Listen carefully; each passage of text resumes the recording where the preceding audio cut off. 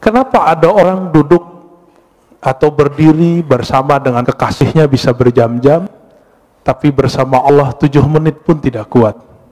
Berarti qalbunya yang ada masalah. Wa idza fasadat fasadal jasadu kulluh. Jika telah rusak kecocokannya, maka rusaklah semua yang di tubuh. Ala wahyal qalb. Ala bahasa Arab itu litanbih. Artinya ketahuilah gitu.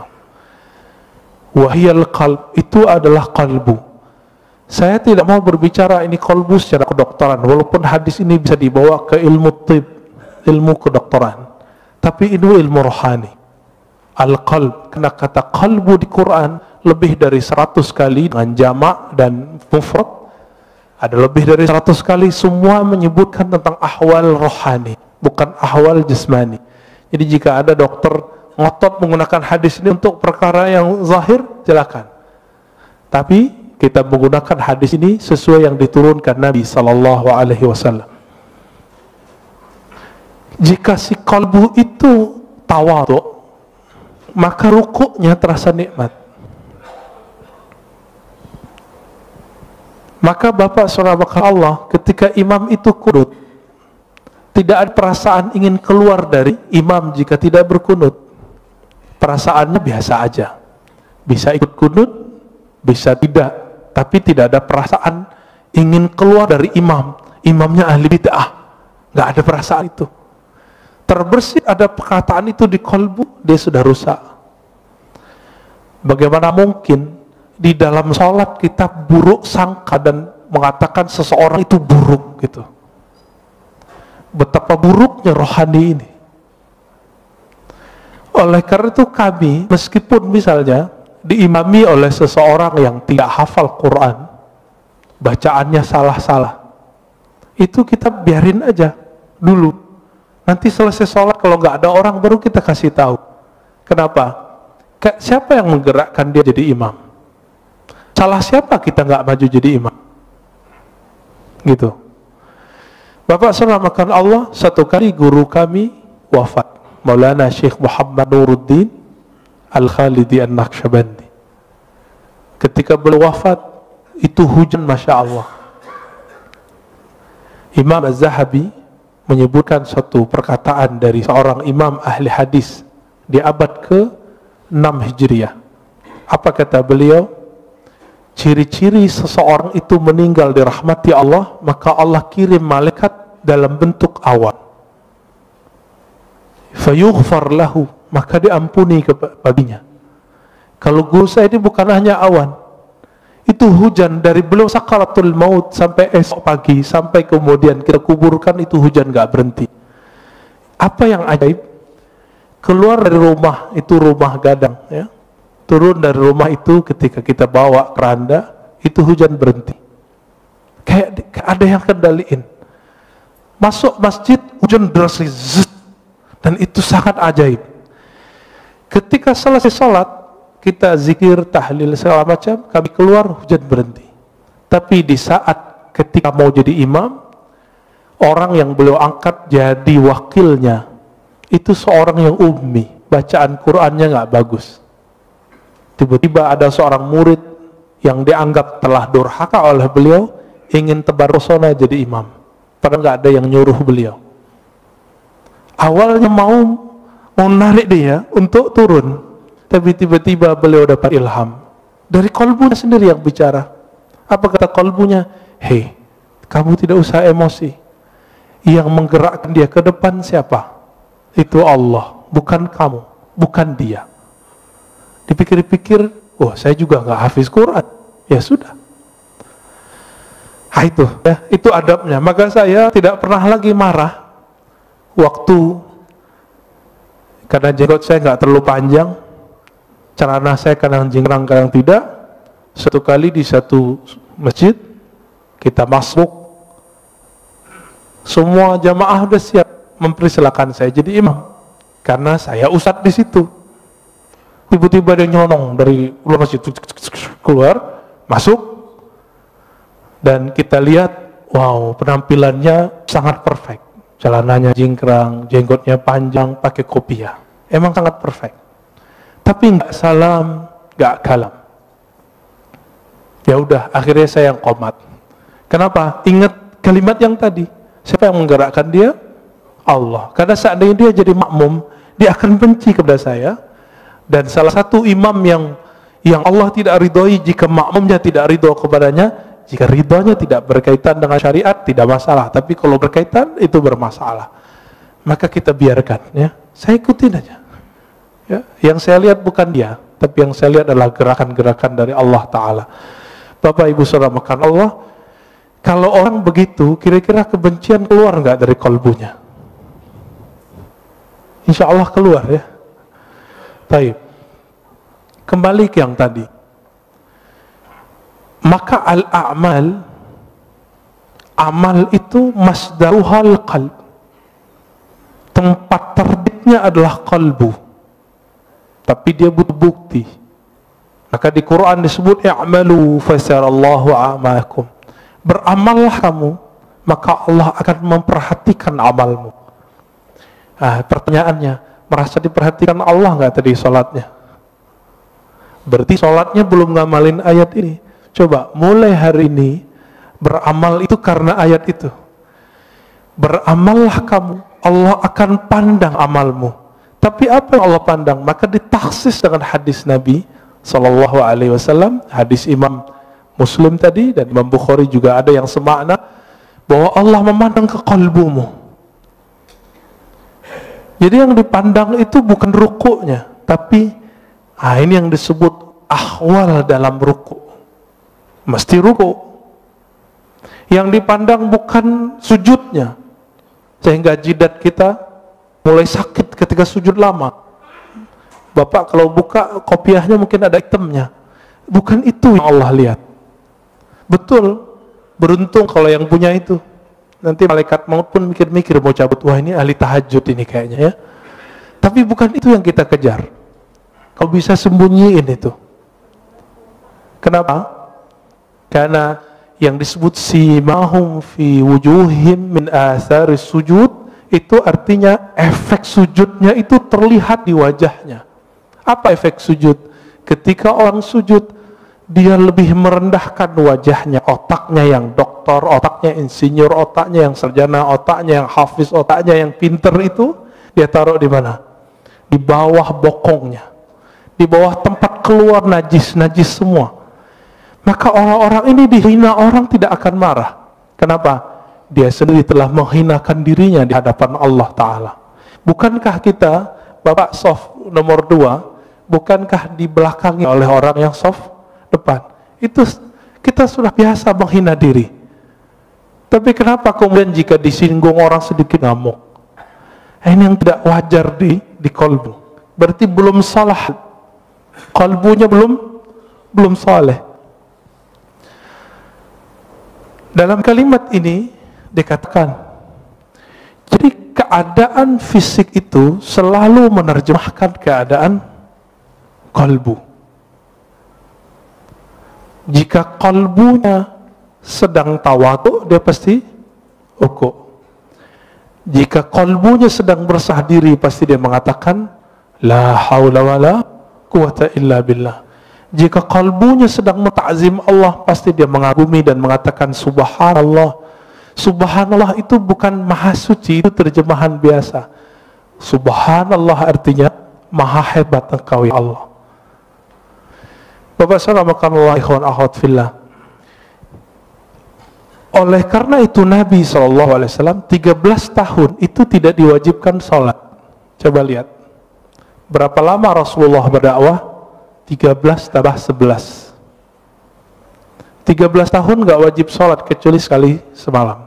Surat Al-Muzammil, Umil Layla, bangunlah malam hari, itu aja. Meskipun 3 tahun sebelum hijrah beliau telah dapat kewajiban 5 rakaat, 5 rakaat, beliau belum wajib sholat. Kenapa? Karena Nabi yashtaghil bi amril qalb. Nabi sibuk dengan perkara kalbu. Coba lihat ayat pertama turun, Iqra, bacalah. Surat Muzammil, wazkurisma rabbik, sebutlah nama Rabbmu. Menyebut nama Allah, membaca nama Allah, itu dengan kalbu baru terasa. ya, baru pakai lisan. Makanya beberapa ulama kita zikir ya Allah, ya Allah, Allah, Allah, Allah, itu ngamalin surat Al-Muzammil itu. Nggak usah pakai dalil-dalil aneh, itu dalilnya. Ini kan susah-susah debat, ya, nyari-nyari dalil. Karena ada ustadz yang mengatakan bid'ah zikir Allah, Allah. Kenapa? Zikir harus dengan kalimat yang jumlahnya kamilah, jumlah mufidah, kalimat yang lengkap. Memang kalimat Allah kurang lengkap. Bukankah ada ayat kulillah, katakanlah Allah, ada kok. Dan itu satu kalimat, satu kata, tapi menilainya satu kalimat. Waladzikrullahi akbar, dan sungguh menyebut Allah itu lebih besar dari semuanya. Oleh karena itu Badi'uz Zaman Sa'id Nursi itu di bersalahnya yang jilid 6 mengatakan ulama-ulama ahli qalbu untuk menghabiskan ego al-ananiyah itu mereka hantam dengan menyebut nama Allah, Allah, Allah, dan itu ada efeknya. Apa nama yang dimasukkan ke dalam qalbu, itulah nanti keluar. Karena air yang dimasukkan ke dalam kendi, dalam gelas, jika putih keluarnya putih, jika hitam keluarnya hitam. Jika yang dimasukkan asma'ul husna, maka keluarnya adalah akhlak yang hasanah. Jika yang dimasukkan hubbud dunya, maka keluarnya itu tamak. Kalau ustadz itu lebih bahaya. Dai itu kalau hasadnya ulama itu bawa dalil. Coba lihat di YouTube itu membedain orang hasad nggak hasad gampang di situ. Ya, terlihat isinya kebencian, kebencian, kebencian. Sebanyak itu ayat yang mengajarkan bahwa mukmin itu bersaudara, ayo cari titik temu, tapi dia mencari perbedaan. Kita susah-susah untuk mengislah orang, dia bermujahadah, berjuang untuk memecah orang. Kawan kita ada di Meranti sana, namanya Ustadz Fauzi kalau nggak salah. Itu masuk ke suku Akit, suku asli pribumi, untuk mengislamkan orang sana. Tiba-tiba masuk satu kelompok kawan ini untuk nyalahin semua. Akhirnya gagal lagi dakwahnya. Tapi kemudian beliau terus, yaitu diangkremin terus kayak ayam. Mereka kan datang cuma sesekali, ini datang terus, ya. Bahkan tinggal di situ. Itulah khuruj fisabilillah selama-lamanya di situ. Ya nggak butuh lagi khuruj 3 hari itu, nggak butuh lagi khuruj 40 hari. Kenapa? Satu nafasnya telah khuruj, satu nafasnya telah jihad fisabilillah. Siapa yang berani, Pak, meninggalkan tengah kota, pergi ke pelosok, tinggal di situ? Ya, saya pun nggak kuat. Ya, semoga Allah jaga dai-dai kita di pelosok, di perbatasan. Amin ya rabbal alamin.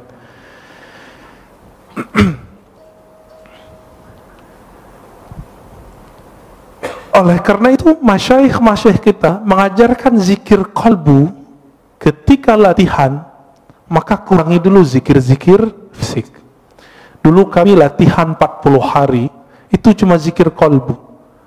Yang wajib-wajib kita nggak boleh tinggal. Sholat jamaah 5 waktu, sholat Jumat, yang itu kita kejar terus. Tapi kerjanya ngapain? Setelah sholat zikir, setelah zikir zikir, setelah zikir zikir, setelah zikir zikir, sampai tidur pun zikir. 40 hari 40 malam. Kami kurangi makan, kurangi tidur, kurangi macam-macam kata-kata orang sekitar. Ngapain itu? Itikaf kan 10 hari doang kok 40 hari. Dia lupa Nabi Yunus itu itikafnya di dalam perut ikan berapa hari? 40 hari. Nabi Musa di Tur Sina 40 hari. Nabi Muhammad SAW di Goa Hira juga 40 hari, dan itu rutin terus. Jadi kalau ingin mewarisi rohani Rasulullah SAW, minimal apa yang telah beliau fikskan 10 hari. Bisa nggak ninggalkan dunia 10 hari sebelum betul-betul kita meninggalkannya? 10 hari nanti bisa nggak, Pak? Tapi handphonenya off, tidurnya dikurangi, makannya dikurangi. Maka harus ada tim gizi ketika orang itikaf. Di sini ada dokter, ada ahli gizi. Silakan Pak ngobrol nanti. Kurangi makan daging. Boleh makan daging. Tapi kalau cuma itikaf makan daging, syahwatnya besar, nggak bisa ngapa-ngapain. Maka disebutkan taklilut ta'am, mengurangi makan, termasuk memilih makan-makan yang ringan-ringan. Maka kami 40 hari itu, sampai hari ke-20 vegetarian. Hari ke-21 baru makan daging. Karena ngobrol dengan dokter. Kata dokter, sel-sel itu kalau nggak dapat daging selama 20 hari, maka dia akan makan yang ada di tubuh. Padahal itu udah tertulis oleh Maulana Khalid Al-Baghdadi dalam kitabnya. Beliau bukan dokter, tahu dari mana coba? Tapi dapat ilham. Maka ilham qalbu jika dipertemukan dengan kajian-kajian ilmiah ketemu. Karena ilmu itu dari Allah Ta'ala. Ilmu dari Allah. Allah yang disebut Al-Alim, sumber semua ilmu. Jika dipertemukan ilmunya orang belajar grammar dengan orang belajar manhaj qalbu sama. Yang mempertemukan namanya Imam Al-Qushairi, punya kitab judulnya Nahwul Qulub, Nahwul Qalb, grammar qalbu. Ada Pak kitabnya. Ya, kawan kita sudah buat disertasi S3 untuk itu. Tapi semoga dia juga mengamalkannya ya. Jika di qalbu itu muncul kezuhudan, sekarang kita langsung masuk. Jika muncul kezuhudan, maka orang itu nanti akan suka puasa. Jadi puasa itu efek warid yang datang ke qalbu. Apa arti warid? Anugerah rohani datang ke qalbu. Zuhud itu nikmat yang lebih besar dari dunia dan seisinya. Orang kalau sudah masuk zuhud ke qalbunya, hidupnya kenyang. Nggak ada keluh kesah, kebahagiaan itu ada meskipun dunia tidak di tangannya. Tapi orang-orang zuhud bukan berarti dia orang miskin. Banyak orang miskin cinta dunia, tiap hari mikirin gimana makan, berarti dia belum zuhud. Jadi rugi dua kali, udah miskin nggak zuhud. Orang kaya itu paling bisa zuhud karena dunia sudah di tangan. Tapi kalau kalbunya tidak dapat zikir kalbu, jadi kalbu itu punya zikir. Zikir lidah la ilaha illallah, subhanallah. Zikir kalbu Allahu Hayy Qayyum, Asmaul Husna itu zikir kalbu. Dan ini harus diambil dari ahlinya. Sebagaimana kalau kalbu kita sakit, kalau badan kita sakit, kita datang ke dokter. Dan masalah kita semua apa? Masalah kita cuma satu, kita nggak adil dengan kalbu. Giliran sakit badan, ya repot kemana-mana. Ini virus corona aja udah rame kemana-mana ya. Tapi kalau ada virus kalbu, nggak rame. Udah berapa tahun nggak khusyuk, udah berapa tahun tidak menikmati baca Quran. Kok nggak datang-datang ke ahli kalbu? Waras nggak sih? Itu adil nggak? Ini yang disebut innallaha yuhibbul muqsitin. Maka Allah sebut orang-orang yang berilmu yang adil itu qa'iman bil qist. Orang-orang yang berilmu itu dia betul-betul adil terhadap dirinya. Kita nggak adil. Cari dunia dari pagi jam 6, pulang pun jam 8, 12 jam. Tapi cari akhirat, kita ajak setengah jam aja, bilang apa? Ustadz, saya ini sibuk. Ada seorang ibu-ibu minta diajarkan zikir, kita ajarkan zikir. Terus bilang, Ustadz, nggak ada zikir yang ringan, saya ini sibuk. Saya tanya, ibu umur berapa? 70. 70 karyawati, pragawati, ASN. Enggak, terus apa sibuknya? Bingung juga dia. Berarti selama ini kita ini sok sibuk, dan semua orang mengundur amalnya sampai dia udah tua.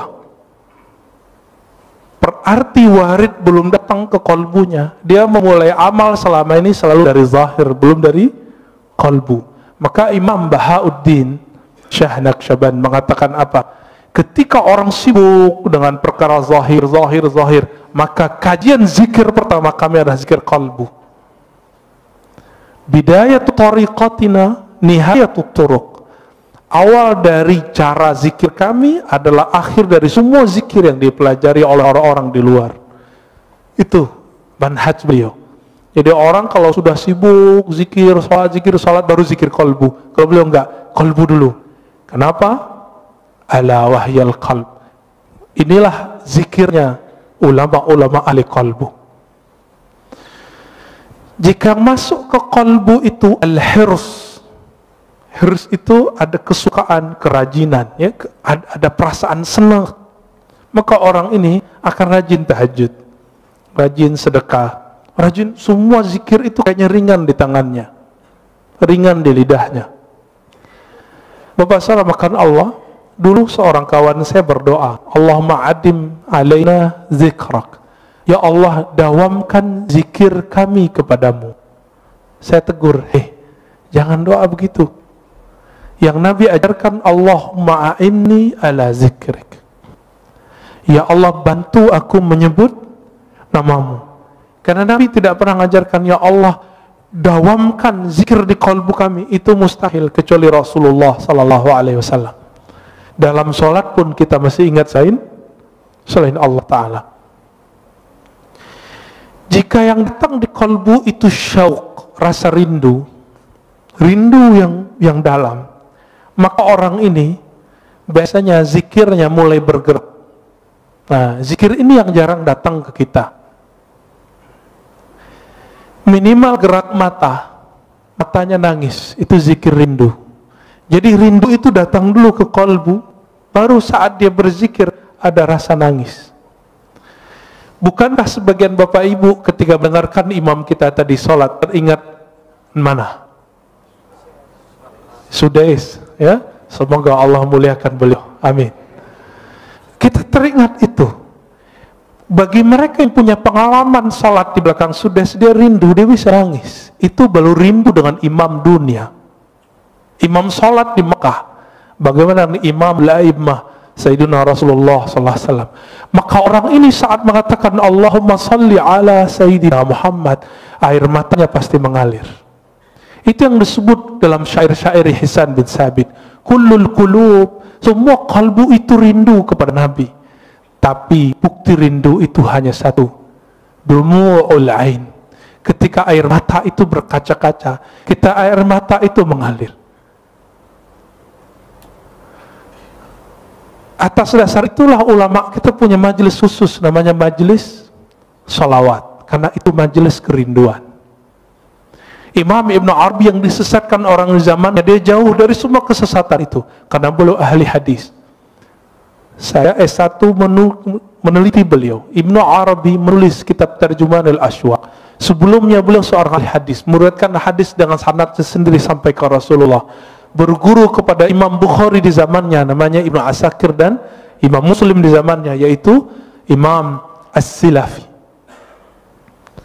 Imam Ibn Arabi nulis Tarjumanil Ashwaq, terjemahan para perindu, kalbu yang merindu.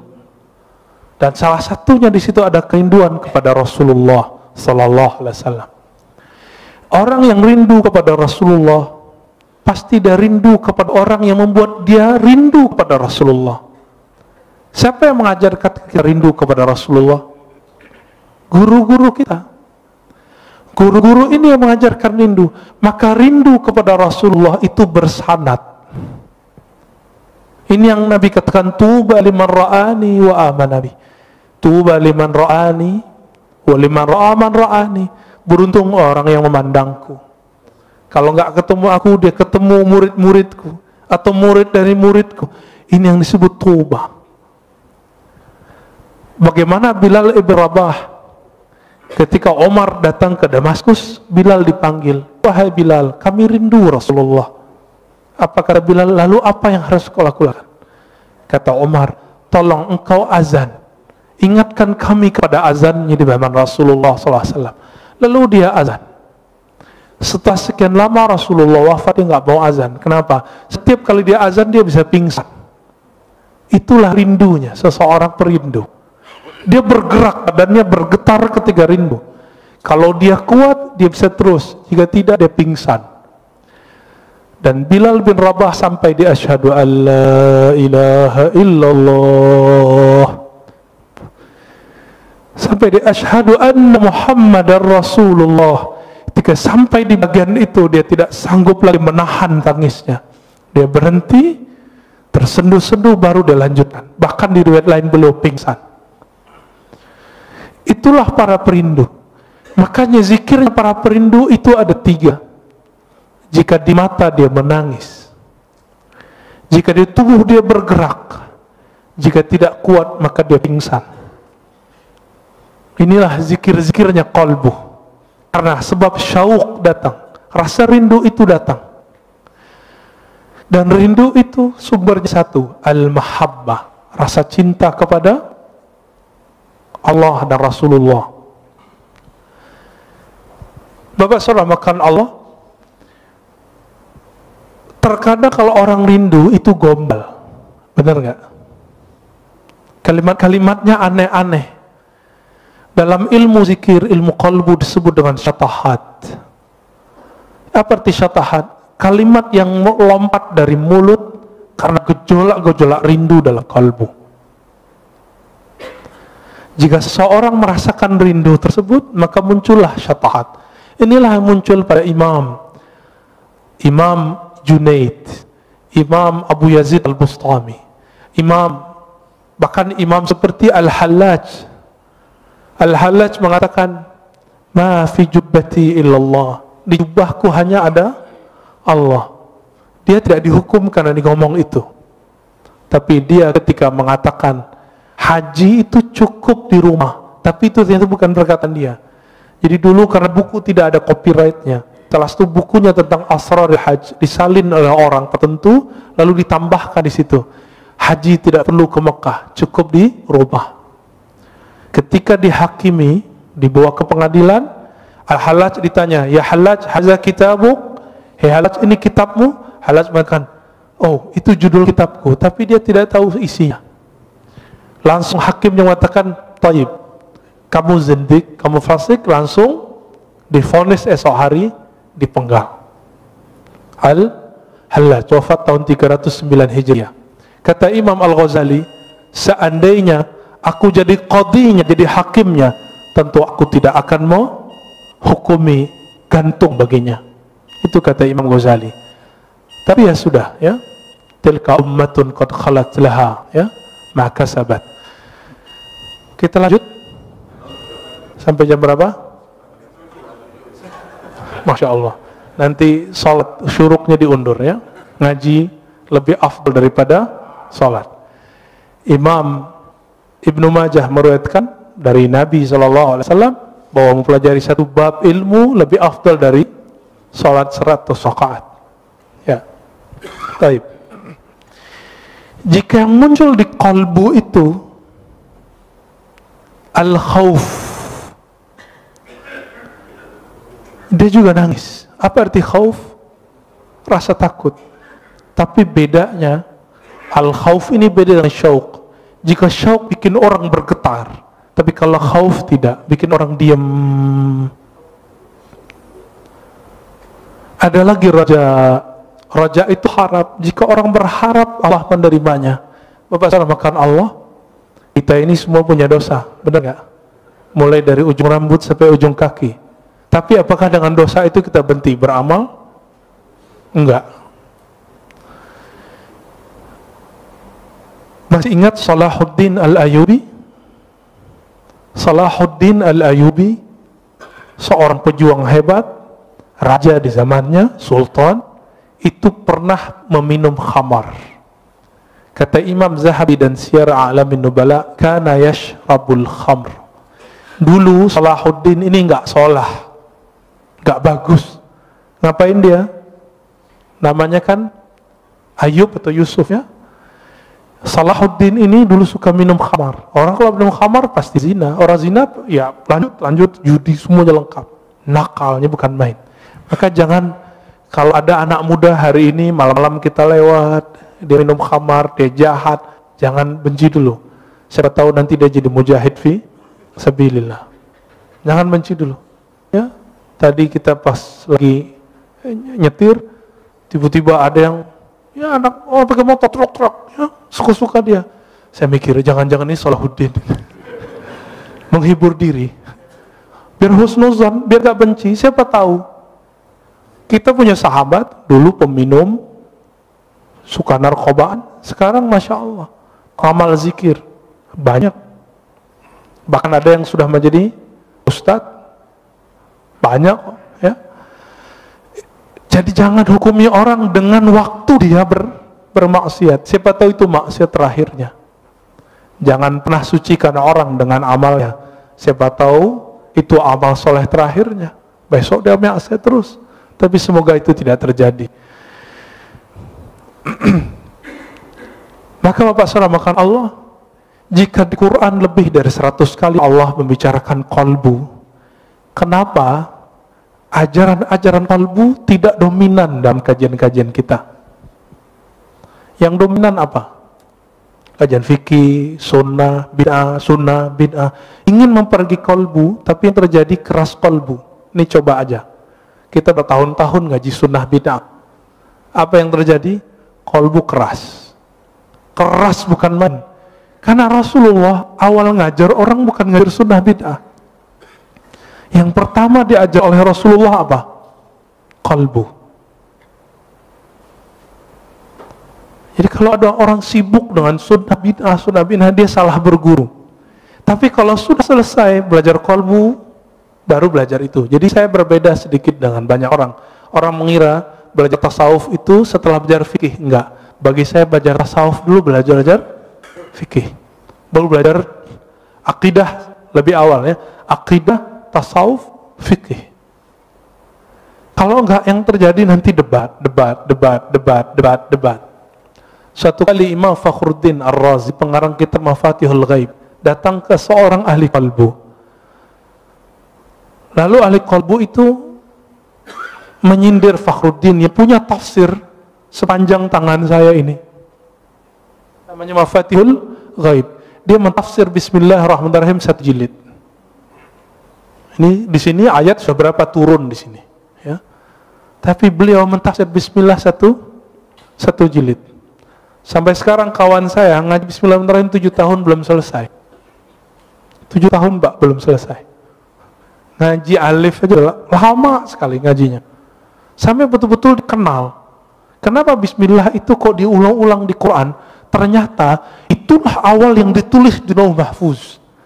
Ketika Allah pertama ciptakan Lauh Mahfuz, apa kata Allah? Uktub. Faqala ma aktub. Qala uktub Bismillahirrahmanirrahim. Hadis sahih Imam Tirmizi. Jadi Allah ciptakan Lauh Mahfuz. Apa arti lauh? Lauh itu seperti kumpulan data. Semua data ada di situ. Data semua dunia dan akhirat. Apa kata Allah? Hai Lauh Mahfuz, tulislah. Lalu dia bertanya, apa yang kami tulis ya Allah? Uktub Bismillahirrahmanirrahim. Maka mengkaji Bismillahirrahmanirrahim, mengkaji semua makhluk. Selesai Pak semua. Rahman itu semua makhluk. Rahim khusus wali-wali Allah, kekasih-kekasih Allah. Nanti lain waktu cari gurunya ya. Ada yang pakar ilmu ini. Tapi tidak boleh dikaji terlalu luas. Imam Fakhruddin Ar-Razi kemudian bertanya, ketika disindir, tafsirmu itu belum apa-apa. Dia kaget. Terus tafsir yang bagus gimana? Dia tafsirlah 1 ayat. Fakhruddin Ar-Razi bengongnya bukan main, lama dia berpikir, loh kok dia tahu makna itu ya? Kok saya udah baca buku mungkin ratusan ribu lembar, dia baca buku kok nggak paham itu. Akhirnya ditanya, wahai Tuan Guru, apa cara engkau memahami kitab Allah dengan rahasia-rahasia tadi? Apa jawaban sang imam? Wahai Fakhruddin Ar-Razi, utruk ri'asah wazhad anid dunya. Tinggalkanlah ri'asah, kepemimpinan, baik jabatan-jabatan keulamaan, tinggalkan itu dan zuhudlah dari semuanya. Tapi apa kata beliau? Oh kalau itu saya tidak sanggup. Ya sudahlah. Maka tidak turun ilmu itu kepada beliau. Turun ke siapa? Turun ke orang setelahnya. Imam Ibnu Athaillah, inilah kitabnya. Ya, turun lagi ke orang setelah Ibnu Athaillah, namanya Ibnu Ajibah ya. Ada tafsir qalbu. Semoga nanti ada ahli tafsir yang mengkaji tafsir itu. Amin ya rabbal alamin ya. Selama ini kita lihat tafsir-tafsir itu banyakkan hafalan. Ayat ini dijelaskan ayat ini, itu biasa. Itu namanya ilmu munasabat. Ilmu mencocokkan satu ayat dengan ayat yang lain. Kalau cocok, kalau nggak cocok gimana? Karena ilmu cocok logi hari ini betul-betul sangat dahsyat, maka banyaklah ustadz cocok logi. Padahal yang cocok itu adalah ilmu qalbu. Karena Quran itu dia untuk qalbu. Allah itu ketika mengatakan, ya ayyuhallazina amanu, hai orang beriman, iman di mana naruhnya? Di qalbu atau di badan? Di qalbu. Maka Allah sedang berbicara ke qalbu. Lain ketika Allah mengatakan ya ayyuhan nas, hai manusia. Ya. Betul qalbu juga, tapi qalbunya belum beriman, maka dipanggil ya ayyuhan nas. Berdasarkan beda-bedanya apa yang datang ke qalbu, maka berbedalah amal. Beda apa amalnya? Antara Nabi Adam dengan Nabi Nuh beda nggak doanya? Beda. Nabi Nuh dengan Nabi Ibrahim beda zikirnya. Nabi Ibrahim dengan Nabi Musa beda zikirnya. Nabi Ibrahim apa zikirnya waktu dilempar ke api? Hasbiyallah wa ni'mal wakil. Cukuplah Allah sebaik-baik yang mengurus melindungiku. Itu api zahir. Apalagi api dunia, api syahwat. Maka salah satu cara terapi orang untuk melemahkan syahwatnya adalah, mengendalikan syahwatnya adalah hasbiyallah wa ni'mal wakil, atau hasbunallah wa ni'mal wakil, dizikirkan 450 kali setiap hari. Ini zikir yang diajarkan Maulana al-Imam Abdul Hasan Syazili. 450 itu dikit, Pak. Orang bisa handphonean, smartphone, bisa Instagram setengah jam kok. Baca hasbunallah wa ni'mal wakil itu paling 15 menit beres. Itu qalbu udah kenyang itu. Ini yang diwariskan para nabi. Siapa yang zikir hasbunallah wa ni'mal wakil, dia akan menjadi pewaris Nabi Ibrahim. Siapa yang zikir la ilaha illa anta subhanaka inni kuntu minaz zalimin, dia telah mewarisi rohani Nabi Yunus. Kenapa Nabi mengatakan al-ulama warasatul anbiya? Setiap ulama itu dia mewarisi rohani para nabi. Nabi tidak doktor. Nabi tidak baca kitab. Nabi baca yang di qalbunya.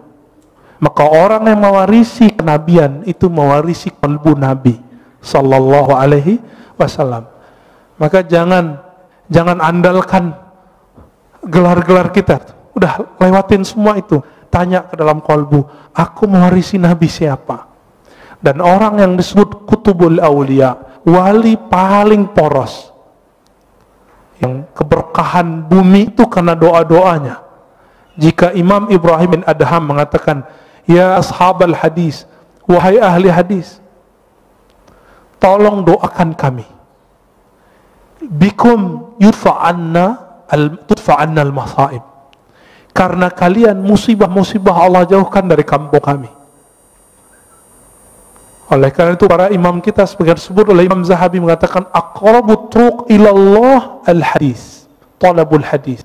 Salah satu jalan pintas menuju Allah adalah belajar hadis. Karena Allah belajar hadis nyebut sanad dari fulan, dari fulan, dari fulan, dari Nabi, dari Jibril, dari Allah Ta'ala. Itulah sanad Quran, sanad hadis qudsi, sanad hadis Nabi sallallahu alaihi wasallam. Imam Ahmad mengatakan al-qurbu ila Rasulillah qurbun ilallah. Orang yang punya silsilahnya dekat ke Nabi, dia telah dekat kepada Allah Ta'ala.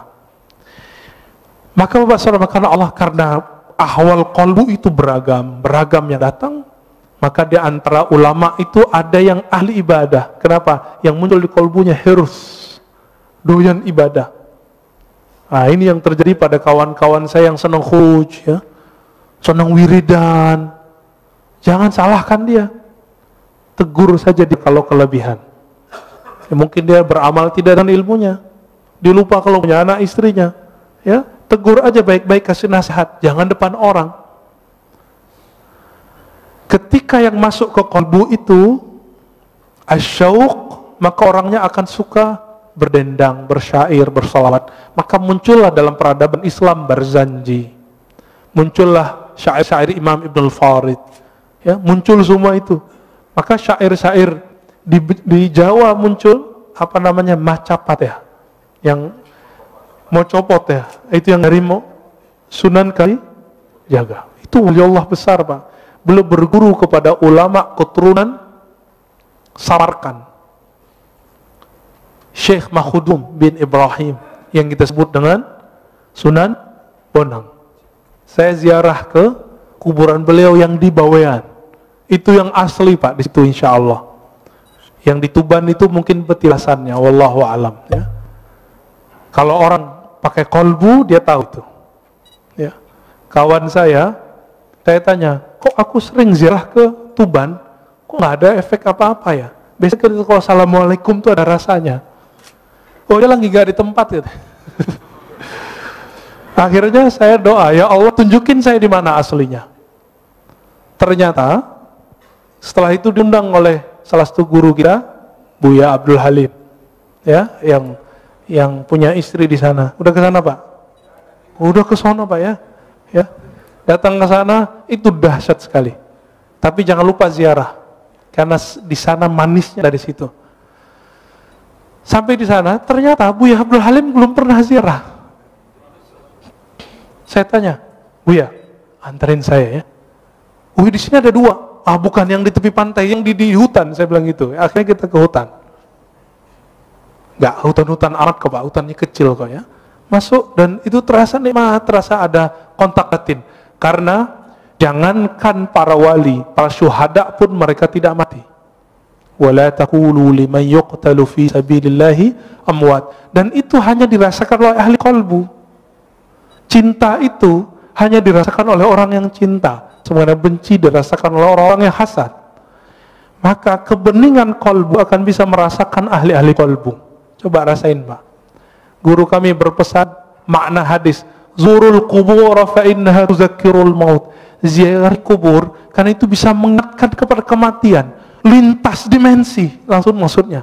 Maka orang yang suka ziarah kubur, rohaninya akan tembus ke dimensi yang lain, masuk ke alam-alam yang lain, sadar atau tidak. Tapi kalau udah jauh dari kubur, membid'ahkan kubur, menyebut orang ziarah kubur kuburiyun, maka siap-siap kamu nanti ketemu Rasulullah. Rasulullah akan memarahi dan menghardik dan mengatakan, aku sayyidul kuburiyin, akulah orang yang paling sering ziarah kubur. Nabi ziarah kubur kapan, Pak? Malam. Dan hampir setiap nginep di rumah Aisyah radhiyallahu ta'ala anha. Berani bilang Nabi sayyidul kuburiyin, penyembah kubur, hati-hati. Pemuja kubur, hati-hati. Semua yang kamu lafazkan Allah hisab. Kalau kolbu nggak nyampe, nggak usah ingkar. Imam Sya'rani telah nulis berkali-kali fakta beliau, kalau kamu tidak paham, jangan ingkar. Sekali kamu ingkar, haramallahu alaika, Allah haramkan bagimu untuk merasakan itu. Makanya kalau udah benci sama kita, benci sama kajian kita, nggak nyaman, Pak. Langsung keluar. Ngelihat imam kita doa aja langsung keluar. Nggak bisa husnuzon, nggak bisa menikmati perbedaan faham. Betapa sempitnya kalbu, padahal kalbu itu lebih luas dari dunia dan seisinya. Hadis meskipun dhaif, tapi ulama mensahihkan maknanya. Mawasi'ani ardi wala samai. Aku ketika memandang ke langit dan bumi tidak sanggup menahan pandanganku. Itu yang disebut Allah ketika memberikan amanah kepada langit dan bumi, semuanya nolak. Inna wasi'ani, yang sanggup menerima pandangan itu adalah qalbu abdi al-mu'min, qalbu hambaku. Ada kalimat hambaku di situ, al-mu'min, yang dia beriman. Makanya orang-orang yang beriman ini qalbunya lapang, hidupnya tenang, pikirannya masya Allah, ya, nggak ada kepanikan di qalbunya, ya, nggak rusuh.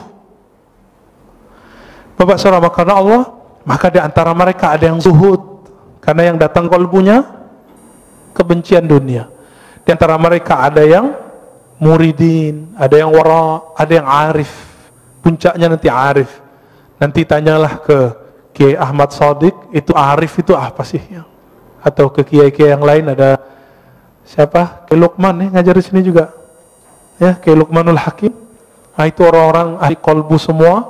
Sebenarnya beberapa banyak masih ahli kolbu. Silakan dicari sendiri atau tanya ke ahli kolbu siapa mereka. Ya, ini belum selesai sebenarnya, tapi udah cukup lah ya. Mau ada tanya jawab? Oke. Orang yang nanya itu lagi ya. Silakan Pak.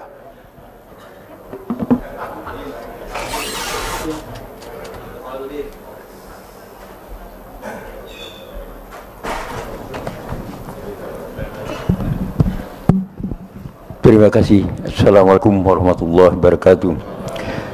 Yang pertama, ini masalah kolbu ini. Saya berusaha, pernah mendengar bahwa Al-Fatihah itu adalah obat dari segala penyakit. Sehingga begitu bangun tidur, pengen minum, ditiupkan Al-Fatihah. Tapi ada yang mengatakan dari segi medis meniup makanan itu adalah tidak baik. Jadi bagaimana kontradiksi dari satu dan yang kedua? Satu dulu Pak. Kejawab nanti ya. Antara ahli medis dan ahli kolbu itu yang beda mazhab. Tapi yang beruntung yang mengerti ilmu kolbu plus mengerti ilmu cara niup. Orang baca Quran niatnya bukan gitu Pak. Ada caranya. Mau diajarin Pak. Bahasa Arabnya yanfuth. Gitu beda. Itu bukan tiupan. Itu mindahin CO2 itu. Yanfuth itu tiupan yang tidak ada rasa geraknya. Gitu. Yanfuth. Mirip. Maka beberapa silat saya lihat itu dia punya latihan nafas, tapi itu lebay juga ya. Ini nggak apa-apa juga sih. Gimana? Ternyata bukan hanya itu yang penting. Bapak kalau saya kirimin WA, saya bilang, Bapak hebat ya, ahli tahajud, mujahid fisabilillah, semangat Pak. Tapi saya bilang, cemen lo, soalim. Itu di WA. Kalau Bapak baca ada efek nggak? Ngefek ke badan nggak? Waktu pengurus diteror waktu 2 tahun lalu atau 3 tahun lalu, karena mencoba menetralisir kajian, itu WA bikin rusuh itu Pak, bikin gundah. Benar nggak? Kalimat-kalimat itu punya energi kalau dibaca. Apalagi kalau dilafazkan, apalagi kalau dihembuskan. Kenapa? Karena energi-energi yang ada di situ dia bisa tersimpan. Coba lihat flash disk, dia bisa nyimpan data. Handphone bisa nyimpan data, maka semua benda-benda itu bisa nyimpan energi, data-data itu. Semuanya bisa nyimpan data. Kenapa sendal Imam Ahmad itu bisa mengeluarkan jin?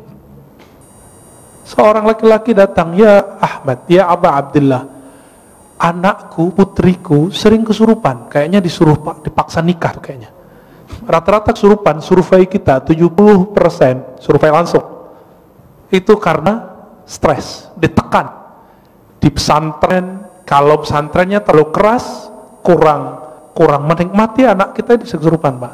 Di asrama, di sekolah, apalagi dipaksa nikah sama, dipaksa kerjaan sama, atau lagi pergi berkemah itu ada tekanan, nanti orang itu seruban, itu stres. Tapi kalau ini bukan, ini gangguan sihir. Udah stres, kemasukan jin. Apa katanya? Maaf saya lagi sibuk, ini sendalku, tolong bawa, ketuk aja kepalanya, jangan digampar gitu ya, ketuk kepalanya. Akhirnya dia datang pulang, dia ketuk kepala si putrinya, langsung sembuh. Apa hubungannya sendal sama? Jadi ulama-ulama ahli kolbu itu untuk mengurus orang kesurupan nggak perlu baca ayat Pak, karena dibacain ayat jinnya juga hafiz, diulang lagi hafalannya semua. Dia butuh memori kolbu yang tersimpan di situ. Maka Caranya bukan dihembus, gitu Pak ya, ditiup. Ini saya tunjukin. Kita baca misalnya, Bismillahirrahmanirrahim. Gitu aja. Dia cuma transfer data aja. Data kalimat Al-Fatihah dipindahin ke situ. Diiktikadkan, ya Allah, tolong turunkan keberkahan Fatihah ke Abu Sa'id Al-Khudri udah bertahun-tahun diajarkan Al-Fatihah oleh Nabi. Tapi satu kali sebelum pulang Nabi panggil, ya Abu Sa'id, nanti sebelum pulang kamu temuin saya. Karena dia punya bakat ngobatin. Gak semua orang punya bakat ngobatin, Pak. Jadi Bapak ini kalau gak punya bakat ngobatin, walaupun hafiz Quran, apalagi cuma hafil qul huwallahu ahad, jangan coba-coba ngeruqyah. Abu Sa'id orangnya berani, nekatan orangnya. Apa kata Nabi? Nih, saya kasih kamu hadiah. Ditunggu-tunggu, ternyata yang dibaca Nabi apa? Al-Fatihah. Tapi baca Fatihahnya beda zauknya, beda waridnya, beda ahwalnya ketika baca Fatihah saat sholat. Saat sholat baca Fatihah itu isinya adalah khudu, kerendahan kolbu. Di saat ini ada zikir obat di situ. Muncul sebuah riwayat hadis dhaif. Al-Fatihah shifaun min kulli da. Fatihah itu obat segala penyakit. Hadis dhaif, tapi Imam Ibnu Qayyim, murid Ibnu Taimiyah, Imam Salafi mengatakan apa? Ini mujarab. Fatihah itu mujarab. Benar Pak, mujarab Pak. Cobain aja Pak. Terus gimana lagi setelah ditiup? Tutup dengan salawat Allahumma shalli ala Sayyidina Muhammad wa ala ali Sayyidina Muhammad. Lalu minta doa, ya Allah, berkahi air ini, jadikan dia obat untuk tubuhku, badanku. Gitu Pak. Jadi jangan pindahin CO2-nya. Oke? Ya. Yang kedua, satu lagi aja. Tambuh. Tambuh cia. Ya. Begini Ustaz.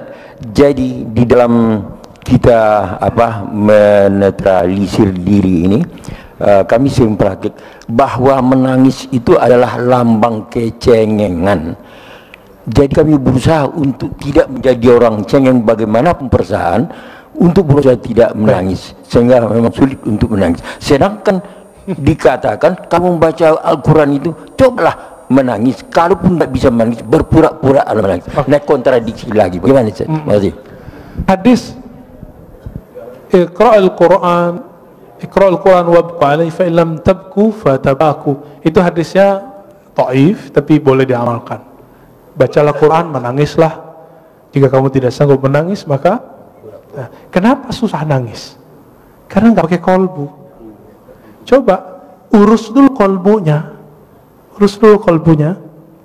Nanti Pak, kami 40 hari saya cuma diizinkan sebelum maghrib baca Quran sama guru saya.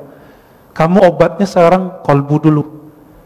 Fatihahnya ayat yang lain nanti aja dulu. Dosisnya nanti. Maka saya dulu waktu umur 13 tahun, karena ada kewajiban sekolah harus hafal as-sajadah, sebelum maghrib saya baca as-sajadah, baca aja. Tahu-tahu 40 hari udah hafal. Ketika selesai 40 hari, selesai zikir kolbu, saya baca Quran. Baru di Bismillahirrahmanirrahim udah nggak sanggup baca lagi. Tersenduh-senduh Pak. Cengeng nggak? Enggak. Saya saat itu merasakan yang ngirim Quran itu ngomong, lagi kirim. Di zaman-zaman dahulu, zaman-zaman masih pakai surat, kalau orang rindu, maka dia bukalah surat yang ada di lemari, surat dari kekasihnya. Masih ingat nggak? Dibuka, beberapa orang nangis. Dulu saya masih ingat, bapak saya pertama saya ke Jakarta itu kirim surat Ananda gitu ya. Itu surat saya simpen itu. Sekarang karena pindahan nggak tahu nih masih ada, kayaknya masih ada. Ya. Kalau saya rindu, dulu kan belum ada handphone seperti sekarang. Saya buka aja itu bisa nangis Pak. Kalau surat dari ayah ibu bisa bikin nangis, bagaimana dengan Allah yang mewasiatkan untuk berbuat baik ke ayah dan ibu? Lebih nangis lagi. Maka munculkan dulu zikir kolbunya, baru kita. Inilah ayat pertama. Iqra bismi rabbik. Bacalah nama Rabbmu. Jangan pakai dengan. Dengan itu kalau bahasa Indonesia kesannya dengan nama. Kesannya beriringan. Padahal bi di situ li taukid. Bacalah benar-benar nama Rabbmu. Siapa nama Rabb kita? Allah, itu zikirnya. Allah. Terus semakin kuat menabung nama Allah itu, karena Allah itu besar, maka akan muncul tangis. Tangis itu nggak cengeng, Pak. Tangis itu satu tetesnya mampu memadamkan api neraka. Cengeng nggak? Yang cengeng itu nangis kemana-mana, nggak bisa memadamkan api neraka. Api kemarahan istrinya nggak bisa marah, Pak. Ya. Apakah itu cengeng? Tidak. Di Quran banyak sekali ayat-ayat yang menyebutkan salah satu ahwal para kekasih Allah adalah nangis. Ya bukun, ya, mereka nangis. Nah, bahkan ada sindiran orang yang suka ketawa, ya. Tertawalah sedikit, nangislah banyak. Ada ayatnya. Ini terakhir, Pak. Imam Al-Hafiz Abdul Awwal Abul Waqt As-Sijzi Al-Harawi, guru dari Ibnul Jauzi, guru imam ahli hadis, pakar hadis palsu, didatangi oleh seseorang. Dia pengarang kitab Al-Ba'un Al-Buldaniyah. Ketika dia datang, dia bilang, wahai tuan guru Abul Waqt Abdul Awwal, aku sudah lama ingin ngaji kepadamu, dan aku beruntung dapat keberkahan semajlis denganmu. Mendengar itu, Imam Abdul Awwal langsung nangis. Apa kata beliau? Lau araftani, kalau engkau mengenal aku, mazurtani, engkau tidak akan ziarahi aku. Kalau engkau tahu aibku, engkau tidak akan memandang keberkahan ada padaku. Lalu beliau nangis dan semua yang hadir nangis. Apa kata beliau? Kami dapat hadis, ribuan kali dapat hadis, tapi kalimat yang barusan kami dengar lebih kami sukai dari semua hadis yang selama ini kami dengar. Baru sebutkan hadis. Dikasih makan nggak mau makan beliau. Kenapa? Sudah nangis duluan. Jadi majelisnya ahli qalbu dari dulu itu nangis. Dan Imam Abdul Awwal ketika sakaratul maut, murid-muridnya ngumpul. Apa kata salah satu muridnya? Gurunya ini zikir dalam kalbunya, tapi muridnya nggak dengar. Kata si murid yang agak kurang sopan, si muridnya dapat hadis, lakinu mautakum la ilaha illallah, talkinkan orang yang sakarat la ilaha illallah. Wahai tuan guru, baca la ilaha illallah, kata si murid. Apa kata gurunya? Aku sudah di dalamnya, ngapain kamu tegur-tegur lagi? Aku lagi asik, jangan diganggu lagi. Lalu terus menyebut Allah, ya Allah. Dan ketika Allah itu terus dibaca dan belum meninggal dalam keadaan menyebut ya Allah. Udah. Inti la ilaha illallah di mana? Allah. Kalau enggak ada kalimat Allah, ada enggak la ilaha illallah? Nah, inilah talqin pertama yang saya dapat dari guru saya, Syekh Muhammad Nuruddin, yang tadi saya cerita di awal. Yang ketika beliau wafat jadi hujan lebat. Apa kata beliau? Zikir itu intinya satu, Allah. Kan semua zikir Allah melahirkan la ilaha illallah paling tinggi, lalu bawahnya Allahu Akbar, lalu bawahnya Subhanallah, lalu bawahnya Alhamdulillah, lalu di bawahnya la haula wala quwwata illa billah, semuanya Allah, Allah, Allah. Maka kalau zikir nggak ada Allahnya, zikirnya hampa. Maka mulai dari zikir kolbu, insya Allah kolbunya selamat. Nanti Bapak bisa nangis, Pak. Ya, ada lagi. Ini khusus majelis senior nih ya, pantasan remisa buat majelis senior. Bismillahirrahmanirrahim. Ustaz, Assalamualaikum warahmatullahi wabarakatuh. Assalamualaikum warahmatullahi. Saya pagi ini dapat guru kolbu nih. Alhamdulillah. Ya, alhamdulillah. Guru Bapak di samping, Pak. Ini saya kenal beliau 40 tahun yang lalu, Pak.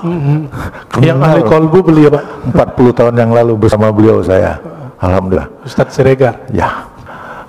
Beliau masih bujangan waktu itu, Pak. Ya, sekarang istrinya masih satu, Pak. Satu, alhamdulillah. Ya. Putranya satu. Tadi saya sempat ngobrol sama beliau, luar biasa. Tolong, Pak, pada saat Pak Ustaz menemukan belajar kolbu itu, siapa cerminnya? Sekian, wassalamualaikum warahmatullahi wabarakatuh. Ini tanya bertanya itu, Pak, ya. Saya jawabnya dua. Tapi itu tergantung makomnya kita. Maka yang Bapak rasakan, yang guru Bapak katakan sebelumnya, itu belum tentu yang saya dapatkan. Oke? Kalau secara ilmu hadis, al-mu'min mir'atul li akhihi. Mukmin itu cerminan bagi saudaranya, itu secara hadis. Tapi secara ilmu kalbu, cerminan hakiki itu adalah nur Muhammadiyah, nur Rasulullah sallallahu alaihi wasallam. Disitulah orang bisa bercermin. Orang bercermin ke Nabi itulah yang disebut bersanad. Kalau dia tidak punya cerminan ini, nggak punya sanad ini, dia tidak bisa memantulkan cahaya Allah tabaraka wa ta'ala.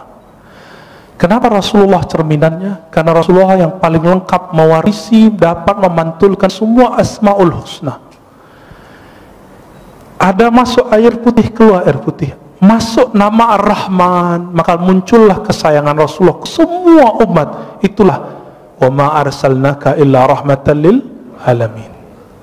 Muncullah Ar-Rahim, maka Nabi SAW mencintai. Itu surat laqad ja'akum Al-Bara'ah ayat terakhir, bagian 2 terakhir.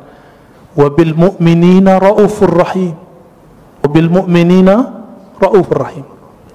Kawan Hal-Hallaj, tapi beda mazhab, beda tariqah. Namanya Imam Ash-Shibli.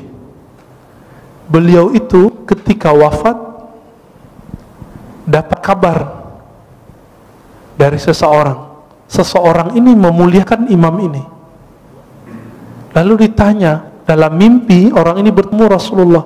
Wahai Rasulullah, kenapa engkau memuliakan si Shibli? Apa jawaban Rasulullah dalam mimpinya? Bagaimana aku tidak memuliakannya? Dia telah menjadikan aku cerminannya. Setiap selesai salat dia wiridkan, laqad ja'akum rasulun min anfusikum azizun 'alaihi ma anittum harisun 'alaikum bil mu'minina raufur rahim. Allah sebut Nabi dengan namanya. Rauf itu nama Nabi, nama Allah.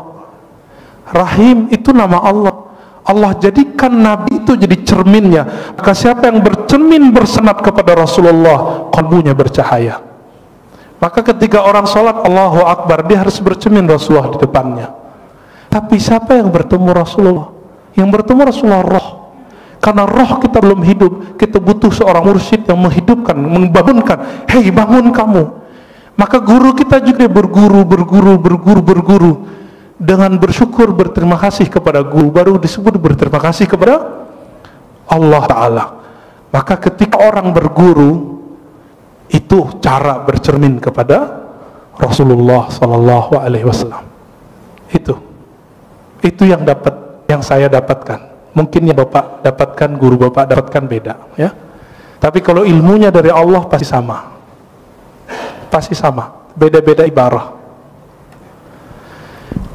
Ya Ustaz, singkat aja. Okay. Assalamualaikum Ustaz. Terakhir Pak ya. Iya Ustaz. Ustaz, apakah betul Ustaz Nabi Ibrahim alaihissalam itu dibakar? Kan sifat api itu diambil sama Allah menjadi dingin. Jadi pertanyaan saya ini Ustaz, betul nggak sih itu ibu-ibu yang sedang masak itu masakannya tidak ada matang karena sifat api ditarik sama Allah? Oke. Itu terima kasih Ustaz. Jangan dipakai lagi Pak ilmu itu ya. Jangan dipakai lagi zikir itu. Zikir itu kata Imam Abu Ali Ad-Daqqaq kasilah, seperti pisau, seperti senjata. Sampai di tangan wali jadi karamat, sampai di tangan fasik jadi sihir. Sama-sama zikir. Sama-sama zikir. Sampai dia orang nakal jadi pelet. Sampai dia orang tamak, maka waqiahnya bukan untuk ketemu Allah.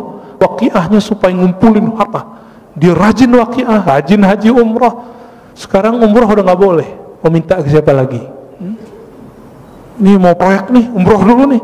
Sekarang Allahnya nahan dulu, gak usah khawatir ya. Kita sedih, tidak ada orang umrah. Dalam sejarah umat Islam itu udah biasa. Bedanya dulu kaum Tartar datang nyerang, gak ada umrah, gak ada haji. Kalau sekarang yang nyerang virus ya, corona. Dulu ada ta'ud namanya. Dan jadi ini bukan kejadian pertama, dan ini bukan pertanda kiamat sebentar lagi, tahun ini sudah keluar Dajjal, bukan ya, itu hoax itu. Kalau ya dari dulu dong keluar Dajjalnya. Majelis kita jangan dirusak oleh hadis-hadis palsu. Salah satu hadis palsu yang berkembang hari ini adalah kalau Ramadan hari Jumat maka terjadi dentuman 15 Ramadan, muncullah dukhan, nanti kekacauan di Arab. Arab itu udah kacau udah lama. Setelah Nabi wafat, para sahabat Khulafaur Rasyidin meninggal. Itu Arab sampai hari ini kacau. Nggak berhenti, Bapak baca sejarah. Saya hobi baca buku-buku sejarah. Kitab Al-Bidayah wa Nihayah Ibnu Katsir 14 jilid kita khatamkan karena kita tahu kapan saja ada konflik.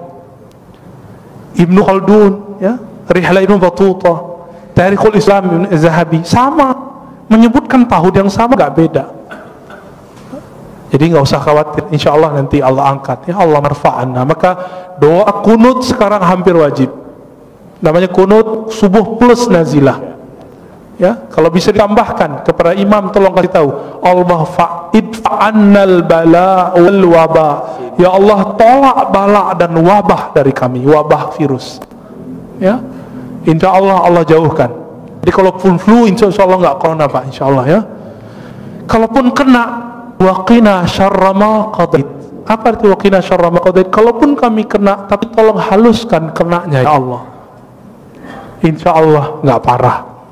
Kalaupun parah, Allah ambil nyawanya langsung biar nggak susah hidupnya. Gitu. Jadi jangan diamalin lagi Pak ya. Ya.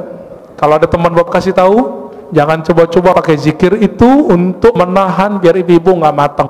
Biasanya itu kalau orang ke resto tuh ya, dikerjain dapurnya.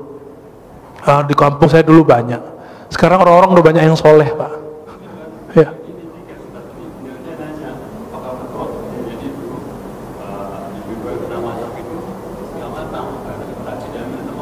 Oh enggak, itu mah ngakalin aja ya.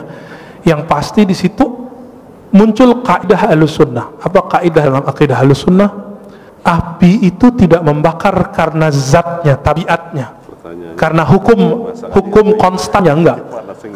Tapi api itu membakar karena izin Allah. Apa kalimatnya? Ayatnya gimana Ustaz? Ya nar kuni bardan wa salaman ala Ibrahim.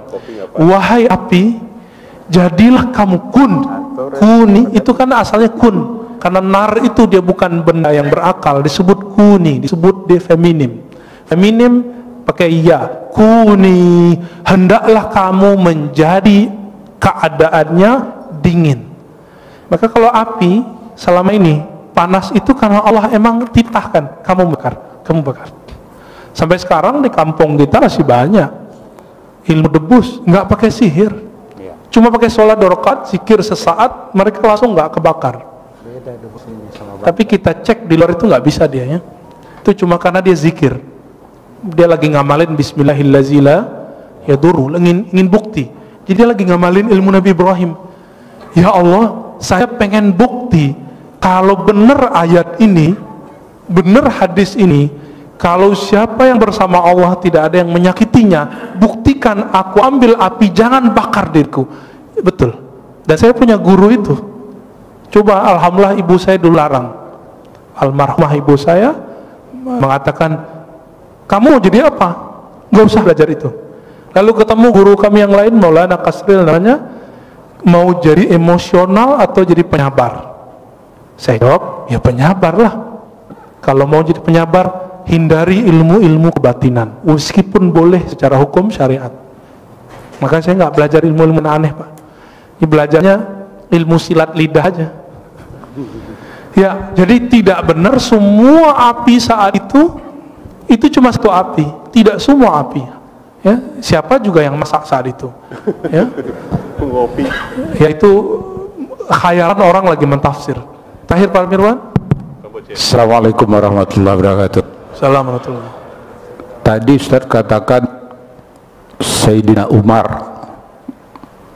ya minta kepada Bilal supaya azan mengingatkan kita kepada Rasulullah sallallahu alaihi wasallam. Kebetulan tadi juga imam kita Hasanuddin Sinaga jadi imam. Sinaga apa Siregar? Sinaga, sorry. Kita rindu suara beliau ini. Karena tahun 97 dulu beliau ini imam di sini. Alhamdulillah. Makanya kita rindu. Ini siapa yang bawa ini? Bang Adek tadi ya. Kalau bisa sering-sering bawa Bang Adek. Alhamdulillah. Yang kedua mengenai tunggu dulu. Alhamdulillah lupa.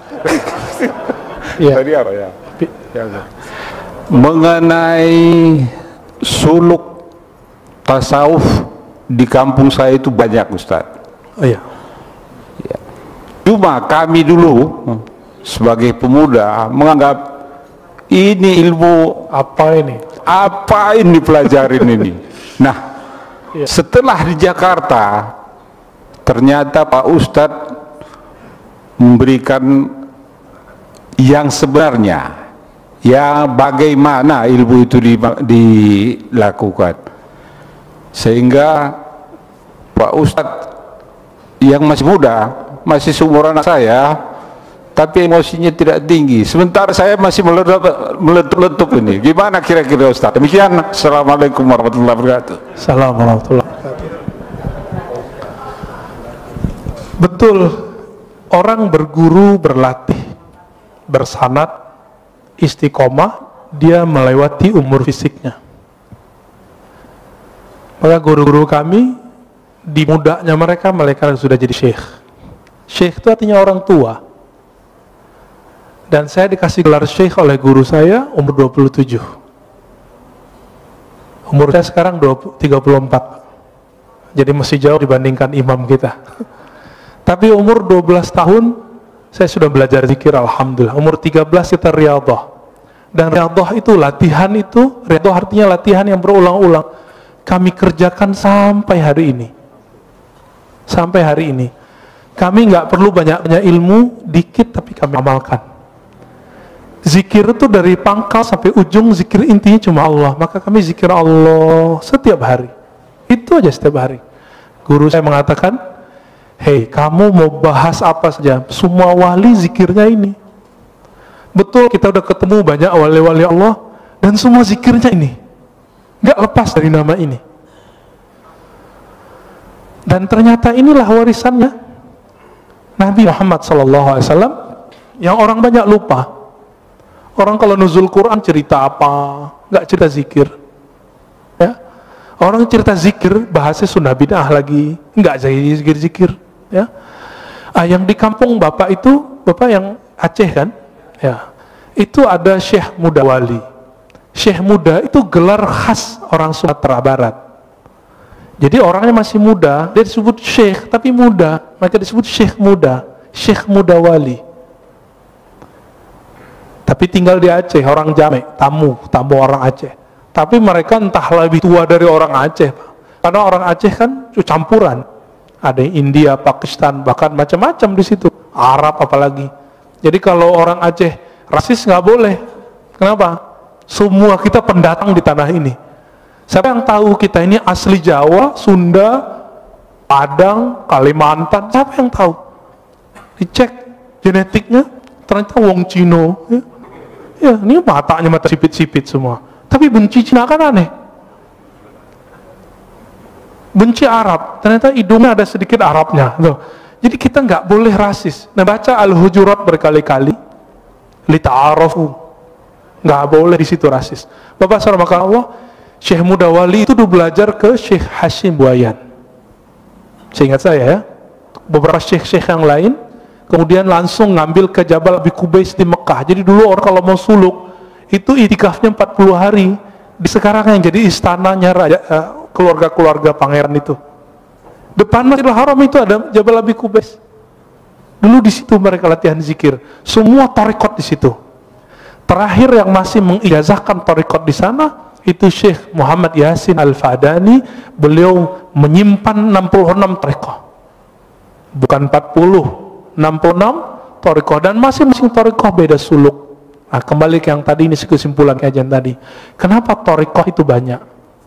Karena rahasia datang ke kolbu itu beda-beda. Warisan yang dia dapat dari Nabi pun beda-beda. Tapi zikir yang paling tua yang kami tahu cuma 2. Subhanallah, Allah, la ilaha illallah. Itulah kata Nabi Musa. Nabi Musa mengatakan, ya, ini sebagai ikhtitam kita, ya Rob, ajarkan aku satu zikir yang spesial. Apa kata Allah? Qul la ilaha illallah. Lalu kata Nabi Musa, ya Allah, ini kan zikir semua orang zikir ini. Apa kata kata Allah Ta'ala? Hei Adam, hei Musa, inilah la ilaha illallah, zikir yang dipakai oleh hamba-hambaku yang spesial, yang dari dulu Nabi Adam sampai ujung nanti akhir kenabian, akhir kewalian, semuanya zikirnya la ilaha illallah. Maka dikatakan dalam hadis tentang Mahdi, setelah selesai Mahdi meninggal, Nabi Isa wafat, zaman berubah, orang hanya tahu satu kalimat, mereka nggak tahu lagi sholat, haji, umrah udah nggak tahu. Baru sepinya Masjidil